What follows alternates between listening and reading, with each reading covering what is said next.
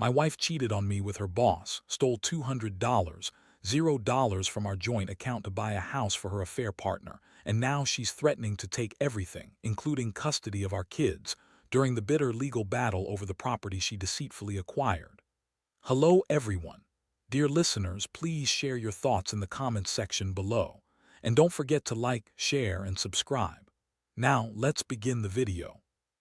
Using a throwaway for obvious reasons, with certain specifics modified to preserve anonymity. I never thought I'd be the guy sitting here, writing about how my wife, Sarah, turned out to be a total liar and cheat. Honestly, I thought we had a good marriage, sure. We had our fights like any couple, but I never suspected she'd go this far. The first sign was subtle. She started working late more often, claiming it was just important meetings or business trips, but her phone suddenly became her most guarded possession. She'd hide it from me, take calls in the bathroom, and always have a reason why she couldn't share her passwords or let me see her texts. I brushed it off as paranoia at first, but deep down I felt something was off.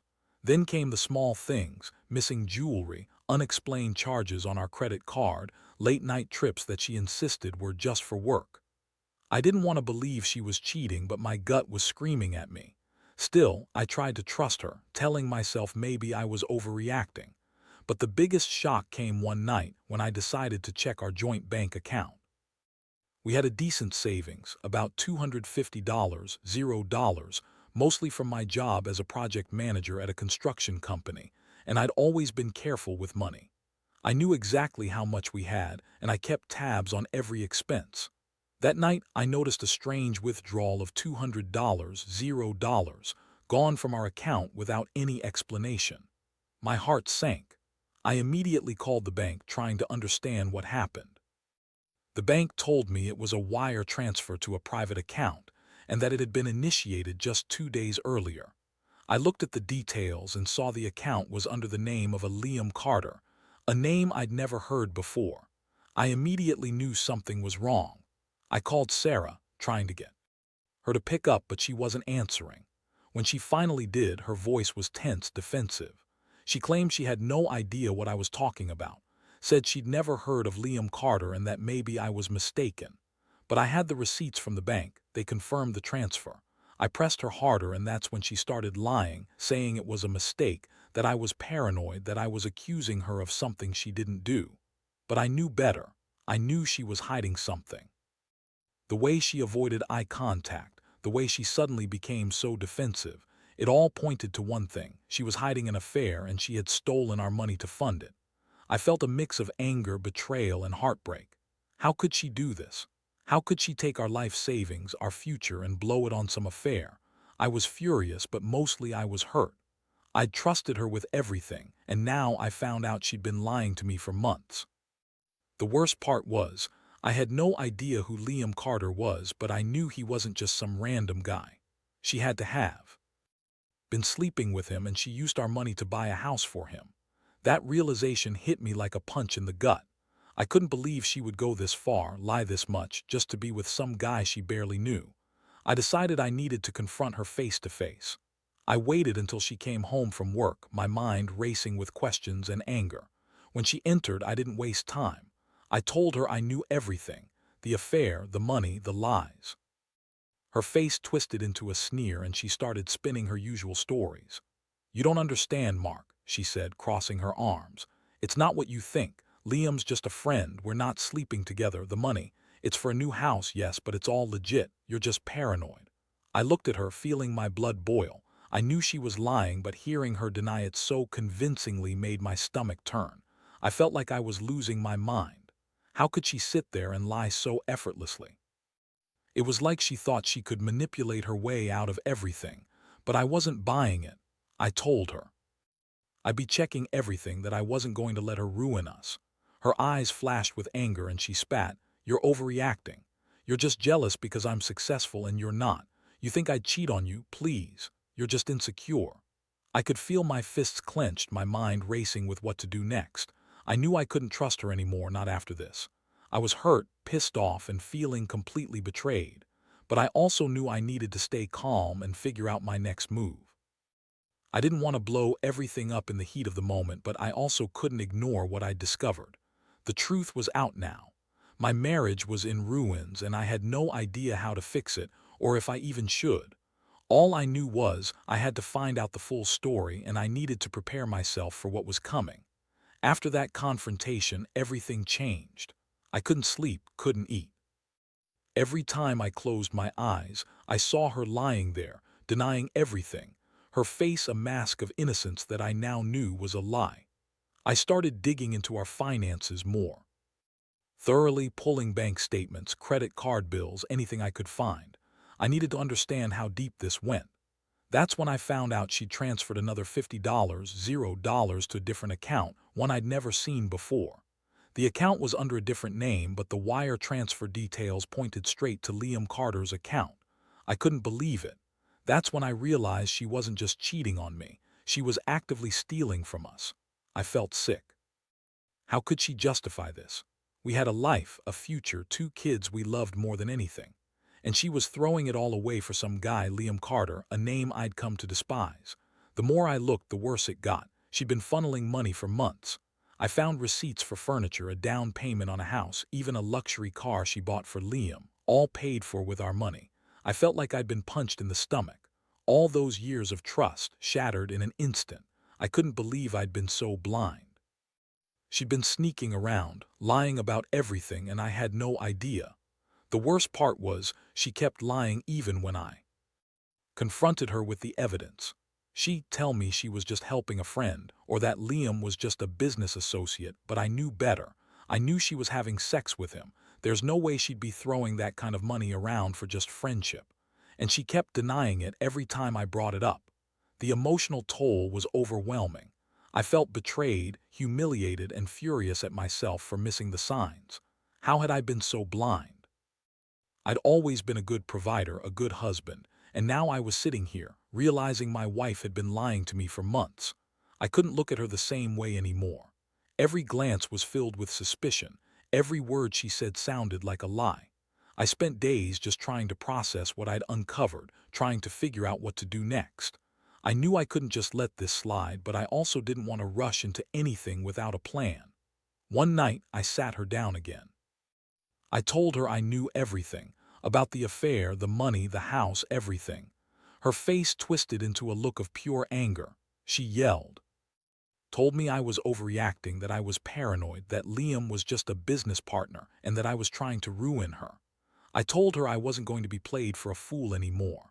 I said I wanted a divorce and I wanted everything out in the open. That's when she really lost it.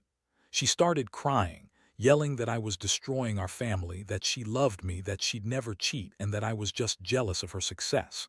I didn't buy any of it. I knew her lies too well.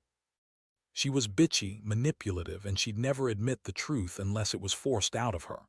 I told her that I had the evidence and I was going to take her to court. I was determined to get the truth out, to make her pay for what she'd done. She kept insisting she'd done nothing wrong, that I was just being unreasonable, that I was trying to ruin her reputation. But I wasn't backing down. I'd never felt this betrayed in my life, and I knew I had to do something drastic. The next step was clear. I had to hire a lawyer, get an accountant involved, and start building a case. I also decided I needed to gather more evidence, texts, emails, anything that could prove her infidelity and theft.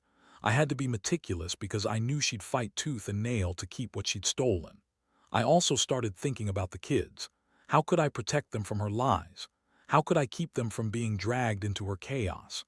I was angry, yes, but I also knew I had to stay focused for their sake. In that moment, I realized I couldn't trust her anymore. Every promise she made, every excuse she gave was just another lie. I felt like I was losing everything, my marriage, my savings, my sense of stability. But I also knew I had to fight for what was right. I couldn't let her walk away with our life savings, our house, or our kids. I was going to make sure she paid for her betrayal. I didn't know how yet, but I knew I'd find a way. I was done being the naive guy who trusted her blindly. It was time to take control. After I gathered enough evidence and decided to move forward, I felt a strange mix of relief and dread. The relief came from finally knowing the truth. No more guessing, no more wondering if I was overreacting. The dread was because I knew what was coming. Sarah was not going to go quietly. She was the kind of person who'd fight dirty, spin lies, and try to manipulate her way out of everything. But I was ready, or at least I told myself I was. The first thing I did was contact a lawyer. I found someone who specialized in family law and financial disputes. I explained everything, her affair, the stolen money, her manipulative attitude. The lawyer listened carefully, took notes, and then told me what my options were. The main goal was to protect my rights, secure the money she had stolen, and ensure I'd get custody of the kids if it came to that. The lawyer warned me that Sarah was likely to fight dirty. She'd probably accuse me of abuse, or try to claim I was an unfit father just to get the upper hand. I also hired an accountant to go over our finances. We needed a clear picture of everything, what she spent, what she stole, and what assets we truly had left. The accountant started digging into the bank statements, credit card bills, and property records. It was then I learned she'd secretly bought a house for Liam in a different state, another $150, $0 down payment, paid for with our stolen money. That was the final straw. She had been actively planning her escape, and I was just beginning to see the full scope of her deception. Meanwhile, Sarah's attitude was getting even more bitchy and defensive.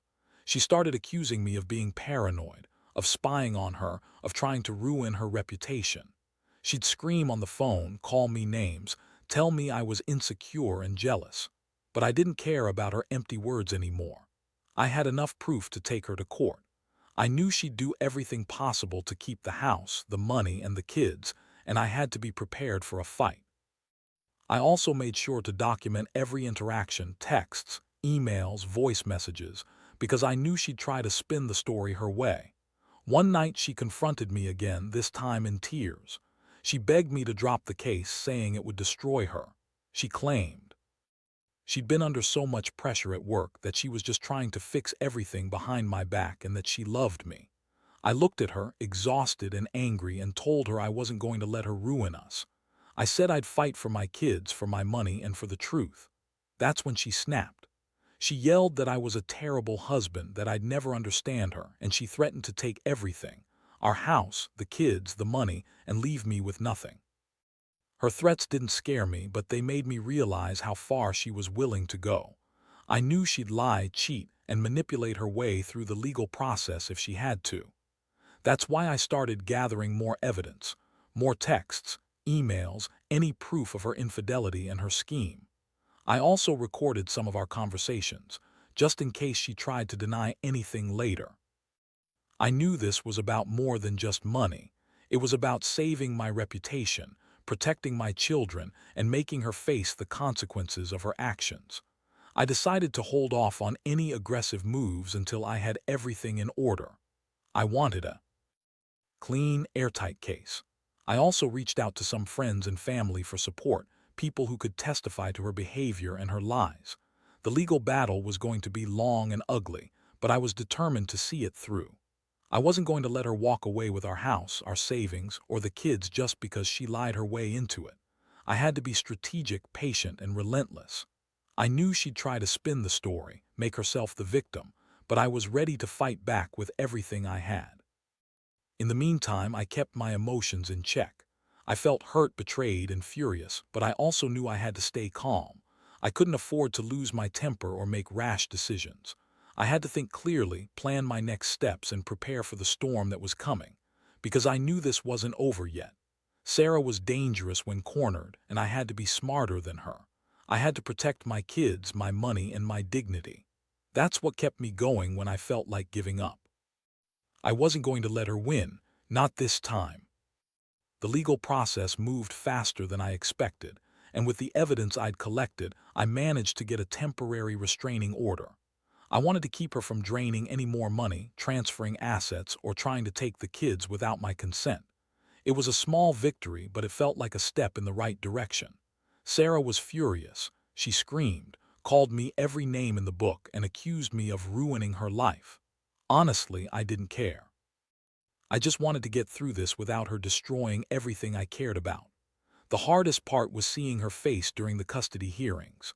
The woman who used to be my partner, the one I thought I knew, was now a stranger, bitter, manipulative, and downright hostile. She sat there, trying to paint herself as the victim, crying crocodile tears about how hard her life was, how I was abusing her trust.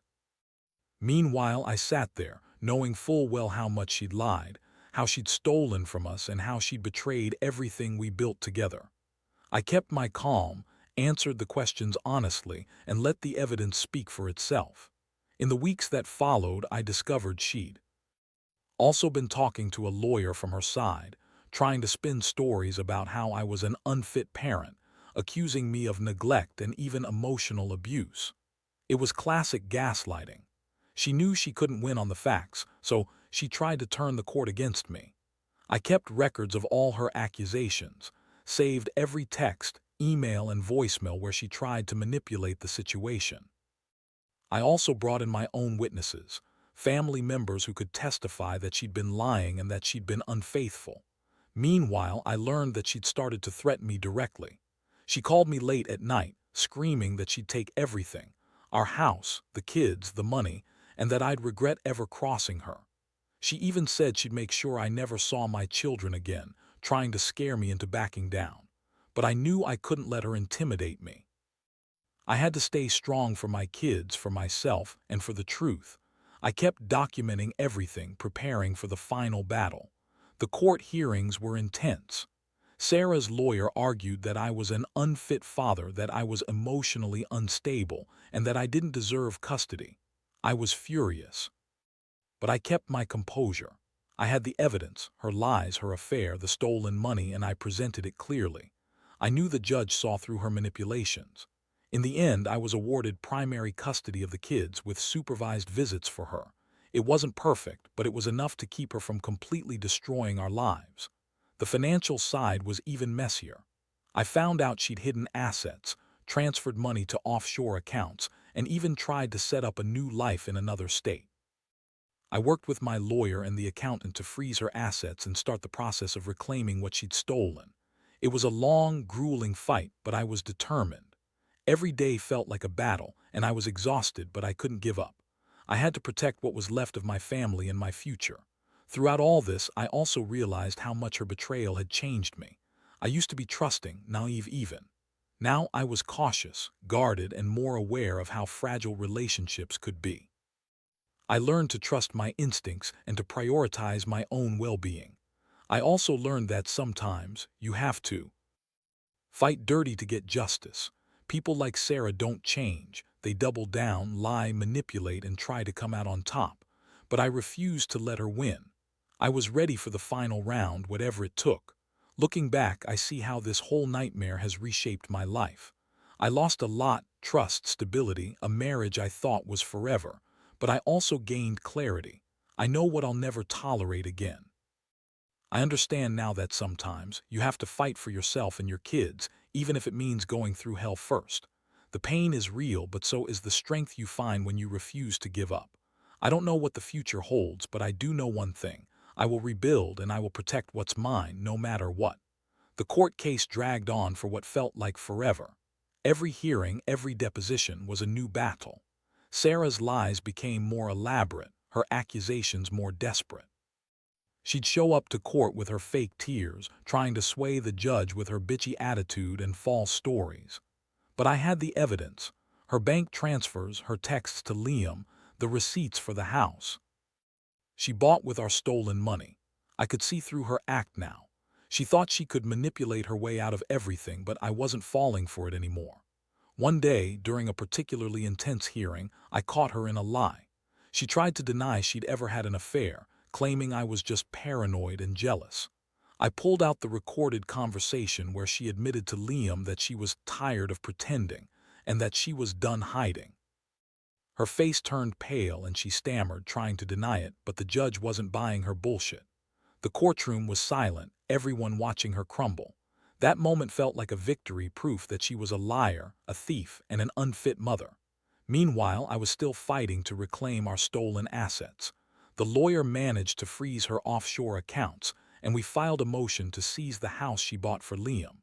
It was a huge relief, knowing she couldn't just run away with everything. Still, she kept fighting, threatening me with lawsuits, claiming I was trying to ruin her reputation and disrupt her life. I knew she'd do anything to keep control. She was desperate, cornered, and dangerous. But I also knew I had enough to finally turn the tide in my favor. The hardest part was the ongoing battle over custody. Sarah's lawyer kept pushing to get full custody, claiming I was an unstable, neglectful father. She even hired a private investigator to dig up dirt on me, trying to find something, anything, that would make me look bad. I had to be extra cautious, making sure every move I made was above reproach. I spent weekends with the kids, took them to therapy, and documented every moment. I knew I had to prove I was a loving, responsible father, especially since Sarah was trying to paint me as the villain. One evening, she called me threatening that she'd take everything, our home, the kids, the money, and that I'd regret ever trying to take her down. I was tired of her threats, tired of her lies, but I kept my cool. I told her I was doing what was best for the kids and that I'd fight her in court. I told her she'd never get full custody, not after what she'd done. That's when she snapped and called me a heartless bastard, accusing me of trying to destroy her life. I just hung up. I knew her threats were empty, she was losing control, and she knew it. By this point, I had come to terms with the fact that I was going to have to rebuild my life without her. The betrayal had cut deep, but I was slowly healing. I started focusing more on myself, going back to the gym, reconnecting with friends, and making plans for the future. I realized I'd been living in her shadow for too long, and now it was time to focus on my own happiness. The kids were my anchor, my reason to keep fighting, and I made sure they knew how much I loved them no matter what. Looking back, I can honestly say that I learned a lot from this nightmare. Trust is fragile, and sometimes people will surprise you in the worst way possible. I also learned that you can't control other people's actions, only how you respond to them. I could have gone down a destructive path, but instead, I chose to stay focused, fight for my rights, and protect my children. It's been a long, exhausting journey, but I'm finally starting to see the light at the end of the tunnel. I'll never fully forget what happened, but I refuse to let it define me. I'm stronger now, more cautious, and ready to rebuild a new life, one where honesty and integrity matter more than ever. The final court hearing was a whirlwind. After months of fighting, everyday battles over assets, custody, and her lies, I finally felt a glimmer of peace. The judge looked over the case, listened to the evidence, and made a decision that I knew was fair. Sarah was ordered to pay back every cent she stole, including interest, and her attempt to claim full custody was denied.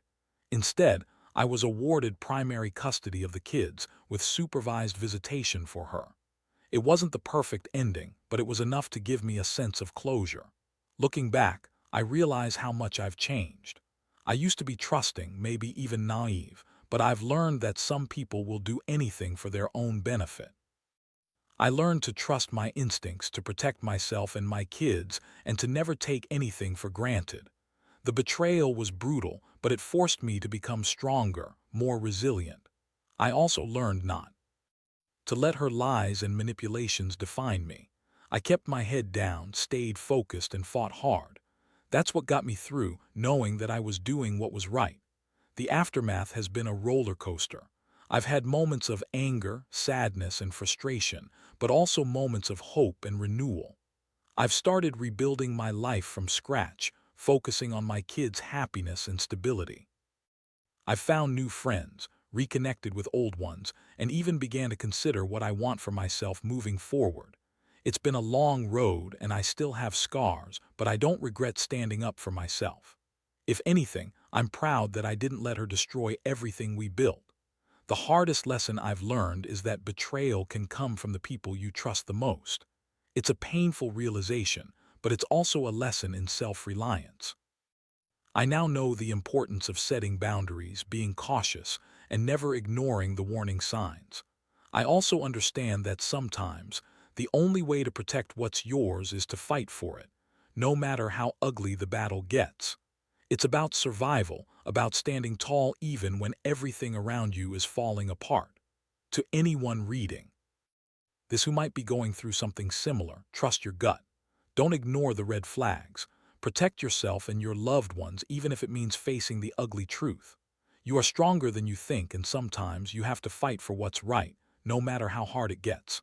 Betrayal hurts like hell, but it also reveals your strength. And in the end, that strength is what helps you rebuild.